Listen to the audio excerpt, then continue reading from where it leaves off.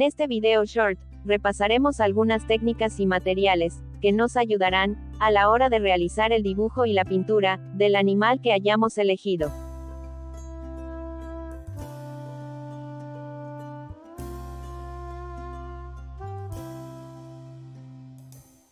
La esponja es un utensilio de pintura, notablemente versátil, capaz de producir una amplia gama de efectos, en cualquier medio de pintura.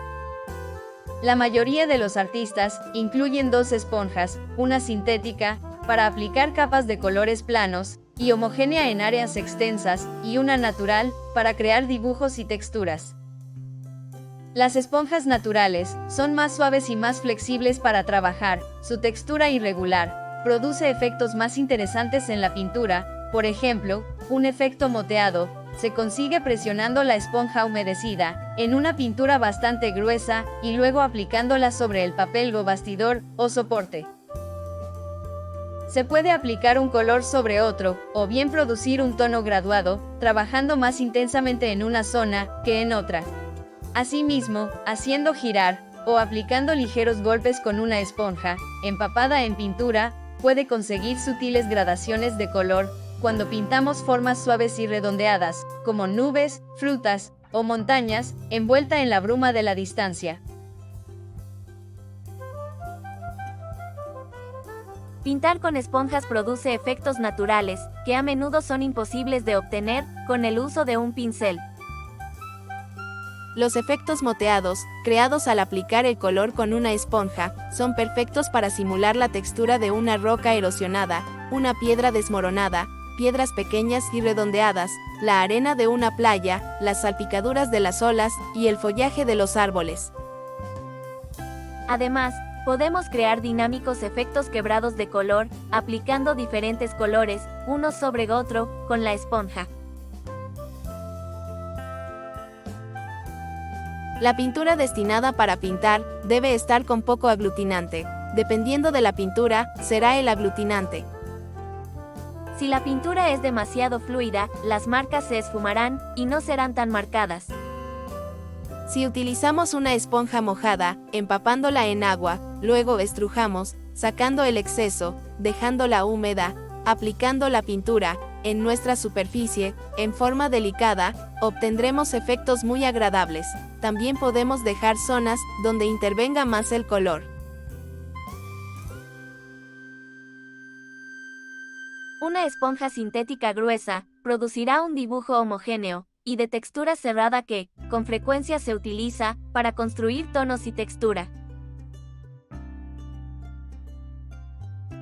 El pincel se carga con una cantidad mínima de pintura, que luego se aplica ligeramente sobre una superficie, con pintura ya seca. La pintura se adhiere al grano de papel o lienzo, y permite que pequeñas motas del fondo, o del color subyacente, se vean a través de él. La cualidad quebrada, accidentada, de un trazo con pincel seco es muy expresiva, y hay muchos temas que se prestan a este tratamiento. La técnica puede emplearse para presentar, por ejemplo, la textura áspera de las superficies de las rocas, la piedra y la madera. Los trazos sueltos de pincel seco transmiten una sensación de movimiento cuando se pintan temas delicados, como la hierba, el pelo o la espuma de una ola que rompe en la costa. El pincel seco nos permite sugerir el detalle y la textura con unos mínimos trabajos de pincel. En los paisajes con agua, por ejemplo, un trazo de color seco permite que el fondo blanco pueda verse, a través del color, transmitiendo el destello del sol sobre el agua, con un mínimo esfuerzo. Esta cualidad resulta especialmente útil en la pintura a la acuarela, que se basa en la frescura y la simplicidad de su ejecución. Si bien, el pincel seco funciona igualmente bien en todos los medios. Debemos usar movimientos rápidos y seguros. La técnica funciona mejor sobre un fondo de textura irregular, que ayudará a quebrar la pintura. Se puede crear toda una gama de dibujos y texturas, desde líneas delicadas, hasta áreas amplias y densas, arrastrando el pincel, frotándolo o manchando la superficie.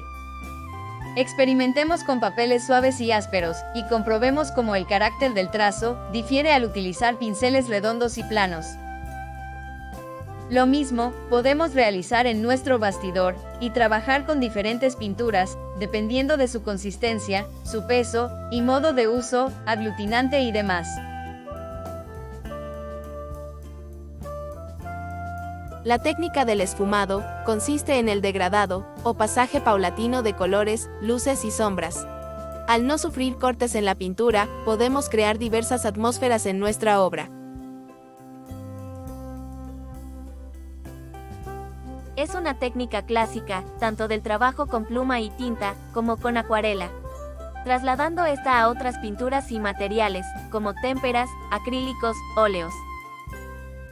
La combinación de líneas finamente trazadas y aguadas delicadas posee un gran atractivo visual, y es especialmente adecuada para los estudios florales, combinación entre pintura fluida, aplicada ligeramente, y detalles finos, además de un buen resultado para pintar animales y pájaros.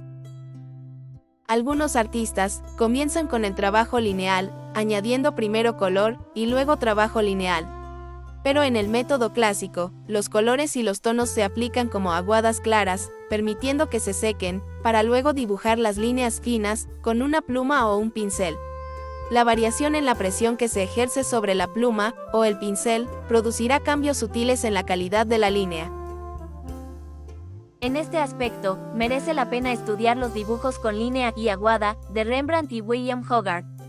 Una variación de este método consiste en usar tinta soluble en agua para hacer el dibujo preliminar y luego aplicar pintura húmeda sobre la superficie para disolver parcialmente las líneas y suavizarlas. Luego la pintura se puede construir con más líneas y color. Debemos experimentar para descubrir qué método preferimos para aplicar. Y esto ha sido todo por hoy. Espero que estos conceptos te hayan ayudado. No te olvides de comentar, compartir y dejar tu like. En el siguiente video aprenderemos los distintos tipos de pelo que poseen los animales y cómo debemos pintarlos.